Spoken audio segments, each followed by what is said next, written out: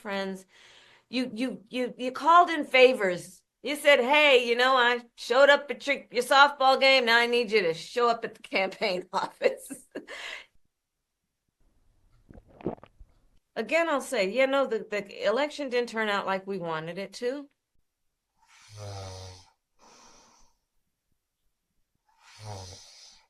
Certainly not as we planned for it to.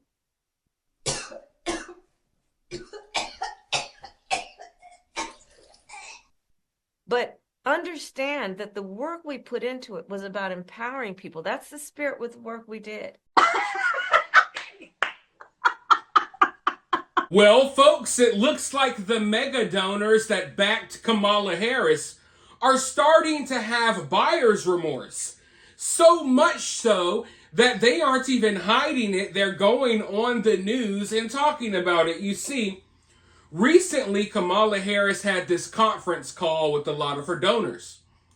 During this call, they expected Kamala Harris, for some reason, to be professional.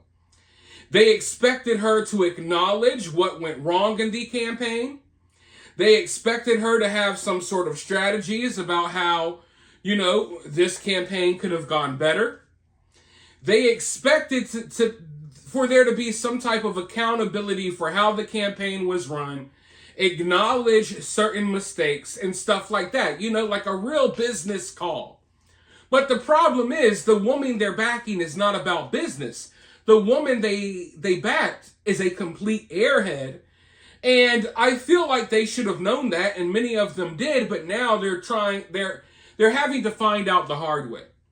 Because during this conference call, when Kamala is supposed to be talking about serious things and serious reasons as to why she must have lost this election so badly, losing every swing state, instead of that, Kamala Harris gets on the conference call, starts cackling and laughing and talking about Thanksgiving Day recipes.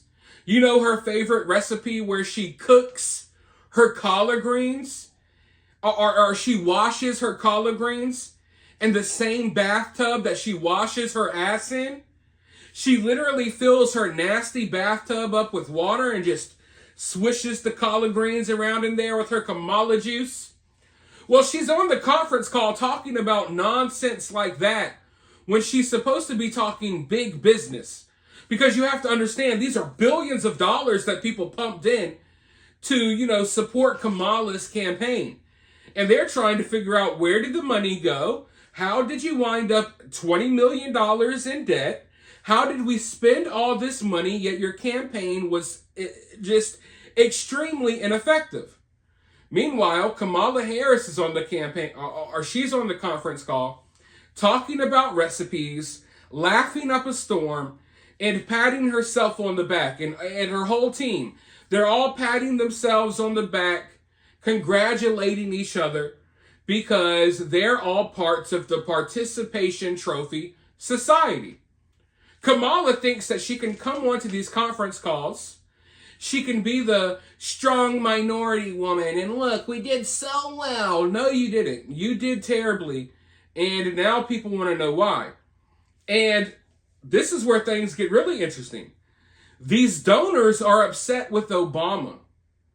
They're calling out Obama and Obama's whole team because, just like we suspected, and now the Democratic donors are straight up saying it, when Joe Biden got pulled out of the picture, Obama and his team swept in. And Obama and Obama's people, they called it literally Obama's world. They're the ones that basically structured and ran Kamala's whole campaign. It was Obama's people. And now these big donors are upset at Obama. And what did I tell you months ago? Obama isn't popular like they think he is. Obama isn't the voice that he used to be. Obama is not that effective at winning over new voters. They think he is, but this is not 2012. This is not 2009. This is 2024, about to be 2025, and people have woken up to all of Obama's nonsense. But I want to go ahead and roll this news clip really quickly, and then I'll be right back with more. She actually held two calls, one for her top donors and one for grassroots.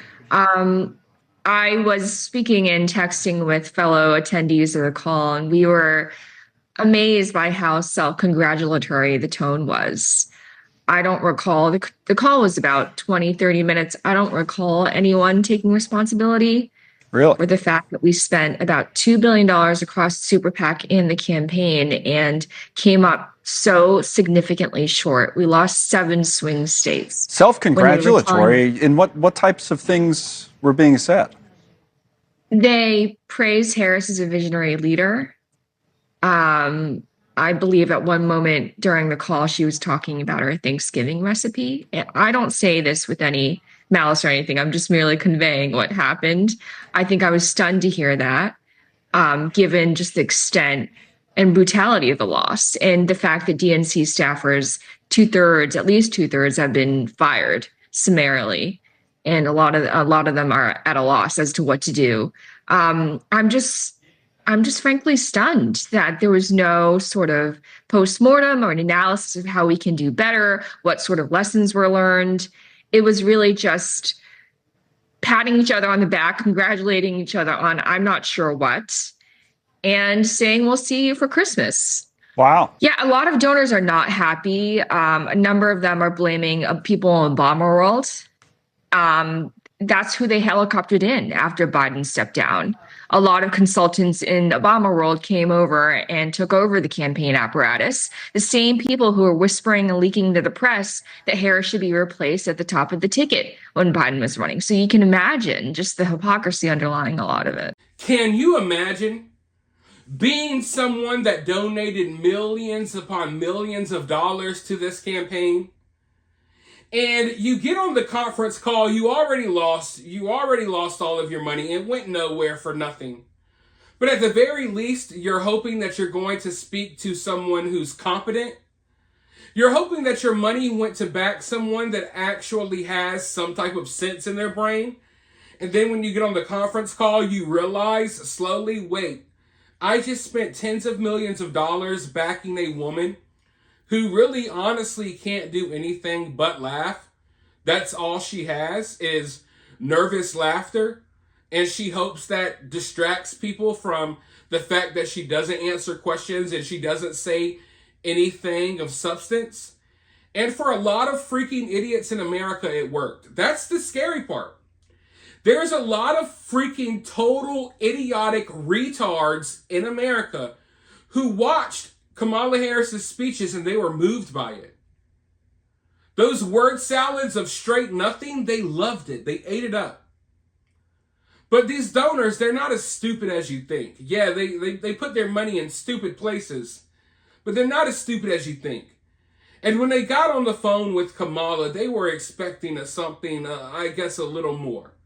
But I don't know why they would expect more, because if you watch her speak, if you watch any of her interviews, it's blatantly clear that this woman is a fraud. She's faking. She has faked her way to becoming vice president. This woman has nothing of value to say. I don't even think she has really many hardcore beliefs of her own. She's just a bimbo. A bimbo that sucked her way into the White House. And now, every single day, we have to realize how unqualified she is. Every time she opens her mouth, we have to sit here and wonder, how did we get here as a country where a woman like this is one of the most powerful people in our country right now, and she can't even get 2 or 3 sentences out that are cohesive and make sense, that are of value with any substance. But it is what it is. We'll see what happens in the next election, because right now, Kamala Harris is acting like she's going to run again. And I would love to see how she holds up in the primaries. Now, there is a little cult following of Kamala lovers that claim they're going to support her in the future, but I don't know how true that is. Because one thing we learned from this election is all of that support that we thought Kamala had, it was all fake, phony, and fabricated. And if you were watching my channel, you knew that from the get-go. But go ahead and let me know what you think about this down below. While you're down there, hit that thumbs up, hit that subscribe.